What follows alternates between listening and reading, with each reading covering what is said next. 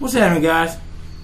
My name's Chris, and in this video, which I just got done building this DIY stovetop cover, also called a noodle board, also called extra cabinet space. And I have two different things that I was looking at doing. This is very thing weather gray. This is very thing black cherry. I chose this one. This here's what it looks like. This is my first build for a noodle board, and let me tell you, it was quite fun.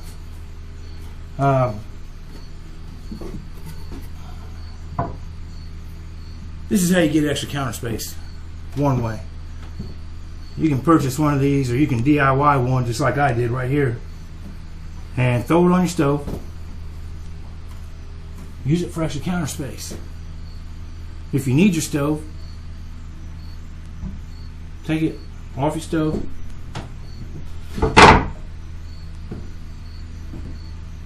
put it on your sink. You need your sink, take it and set it someplace else. But it works for extra counter space. It's excellent. It'll last forever. This is hardwood. I used aspen. But nonetheless, here it is. Here's the build. Check it out. Let me know what you think in the comments. Do you like the stain? Would you rather see the black cherry? Would you like to see a design? Do you like it plain? The handles, several options to choose from. You can make your own. You can buy some like I did. There's just a million things that you can do with this noodle board. It's a serving tray.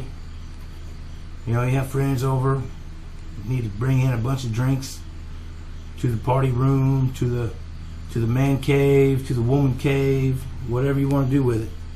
Breakfast in bed. Man, the possibilities are endless. Endless. But here we go. This noodle board didn't build itself. Let's get started. What you want to do first is get all your materials ready. You're going to need a drill. You're going to need your handles, sander, your stain applicator.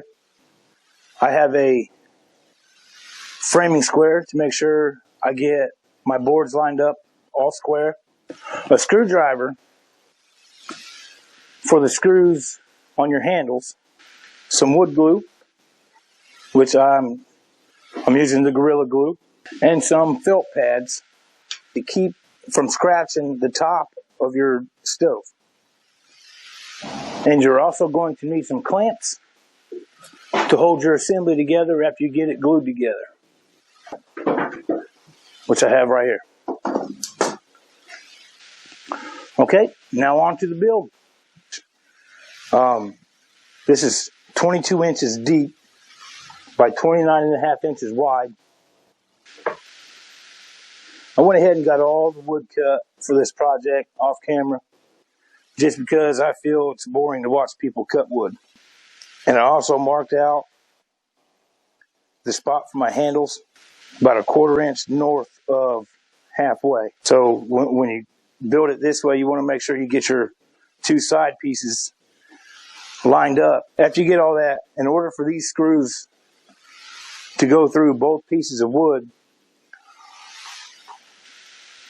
we're going to have to drill some holes where the handles go. That way, if you decide sometime down the road that you want to match the handles of your noodle board to the handles on your cabinets, you can do that without having to destroy your noodle board or purchase a new one. So how we're going to do this is, I got my framing square here on the side. I'm going to make sure my body assembly is fully squared.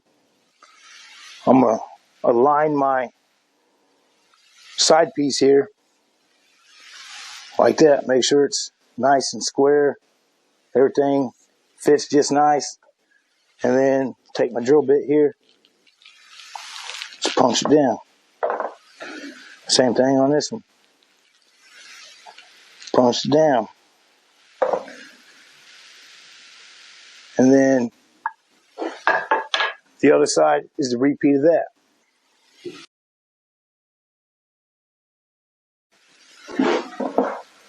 We're going to do this in 2 steps.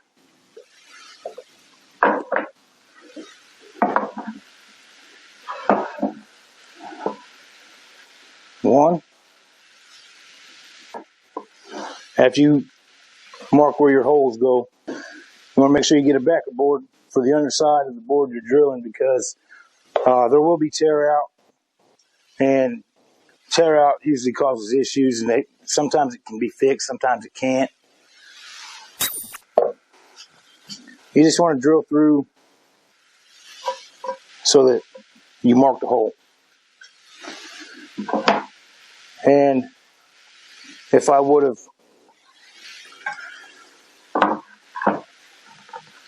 thought that through, I would have marked it from the underside instead of the upper side, so that all I had to do was drill 1 hole instead of 2.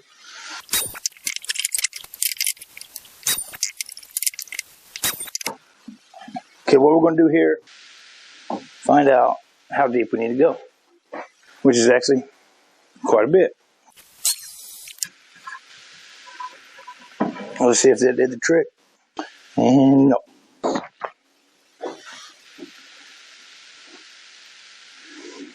It's not deep enough. What I'm using here is a 3/8 inch Forstner bit to drill the rest of the holes. Just like that. So we'll just leave that like it is and move on.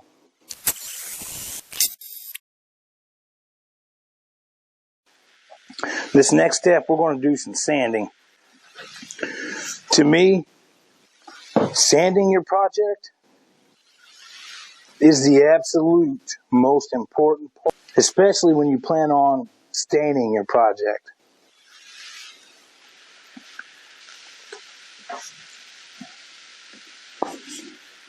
And this lumber that I used for this project is hardwood.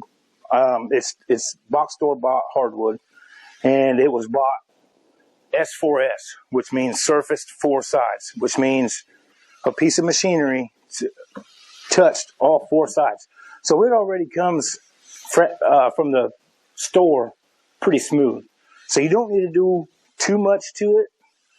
You just need to get off any fine splinters from cutting or drilling or anything like that off, so that it don't ruin your finish. And we're just going to do a quick touch. I'm only using 2 grits. Each and every project that I do that I'm painting or staining, I always start with 60 grit sandpaper, and I will take it up to 120 depending on the project, or 220. And 220 is the other sandpaper grit that I'm going to use on this project, just because I like 220 for stains. So let's get started.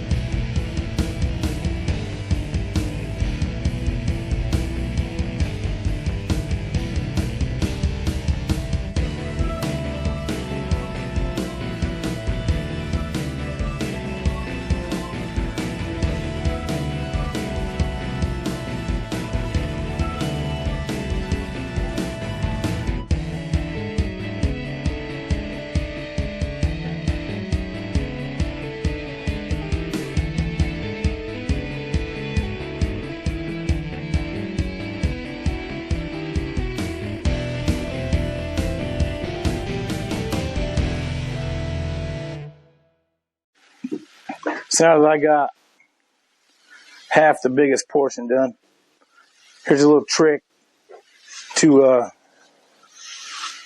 go by when you're sanding. If you want to know what spots you're actually sanding and what you're missing, get you a pencil. Just throw some pencil on there. Just make sure you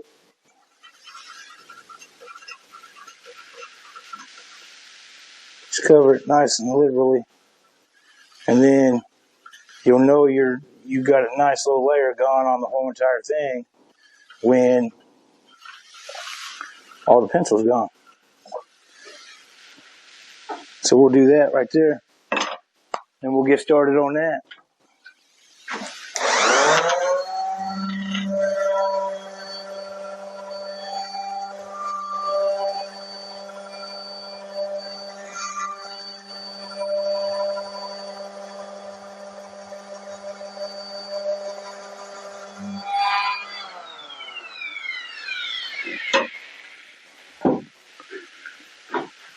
Check that out.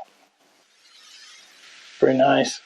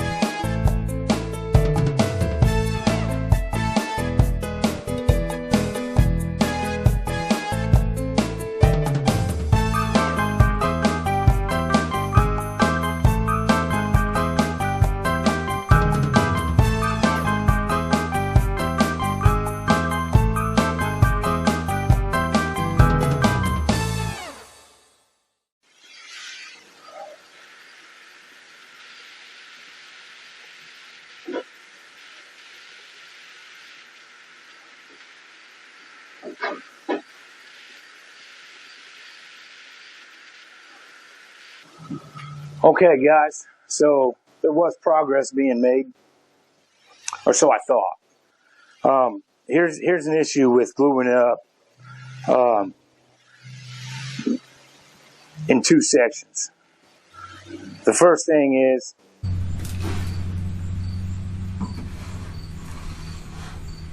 this board was glued in the wrong orientation, and if I had put it together like this,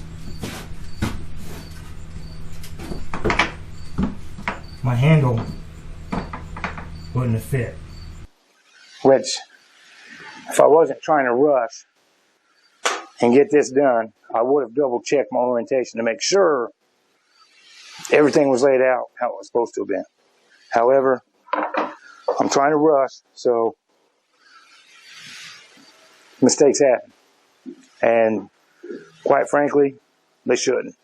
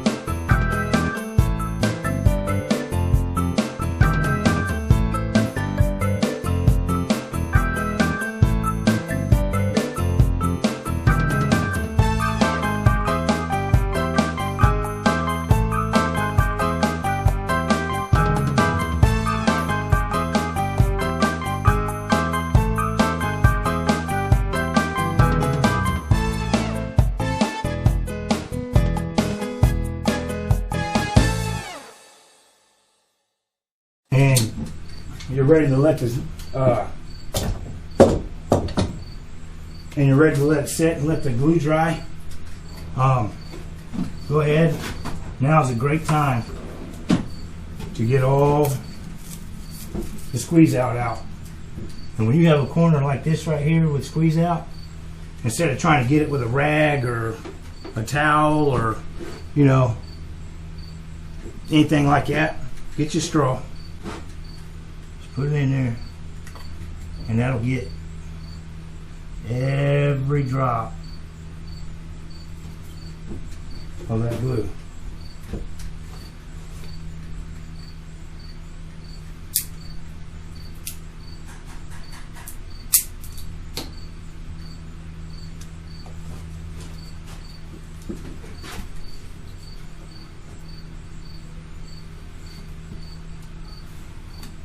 See that? Straws are very useful in the workshop also. Both sides. We're going to get this edge profile on here and stain it and get this project done finally.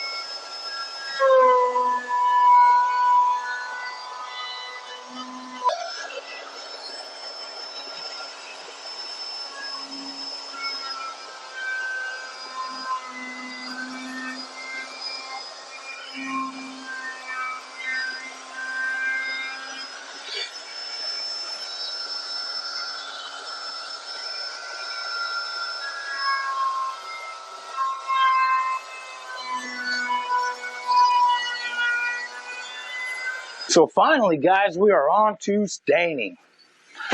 Now, like I said earlier, the staining or the painting, the results depend on how well you sand it. And, you know, that's where a lot of people like to slack and cut corners because it's just too boring.